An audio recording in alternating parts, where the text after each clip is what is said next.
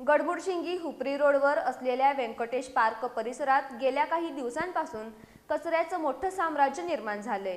येथील कचरा वेळेवर उचलला जात नसल्यानं परिसरात प्रचंड दुर्गंधी पसरली असून गडमुडशिंगी ग्रामपंचायतीच्या या ढिसाळ कारभारावर नागरिकांमधून तीव्र संताप आणि नाराजी व्यक्त होतीये।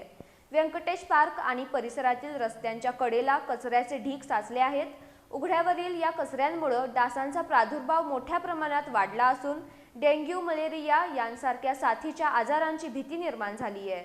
परिसरातून ये-जा करणाऱ्या पादचाऱ्यांना आणि वाहनधारकांना दुर्गंधीचा नाहक त्रास सहन करावा लागतोय। यामुळे स्थानिक रहिवाशांचे आरोग्य धोक्यात आले। गडमुडशिंगी हुपरी रोडवर असलेल्या व्यंकटेश पार्क परिसरात गेल्या काही दिवसांपासून कचऱ्याचं मोठं साम्राज्य निर्माण झाले। येथील कचरा वेळेवर उचलला जात नसल्यानं परिसरात प्रचंड दुर्गंधी पसरली असून गडमुडशिंगी ग्रामपंचायतीच्या या ढिसाळ कारभारावर नागरिकांमधून तीव्र संताप आणि नाराजी व्यक्त होतीये।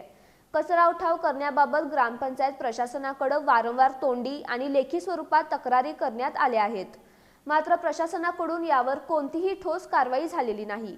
ग्रामपंचायतीच्या या उदासीन आणि ढिसाळ कारभारामुळे नागरिकांमध्ये तीव्र संताप आहे।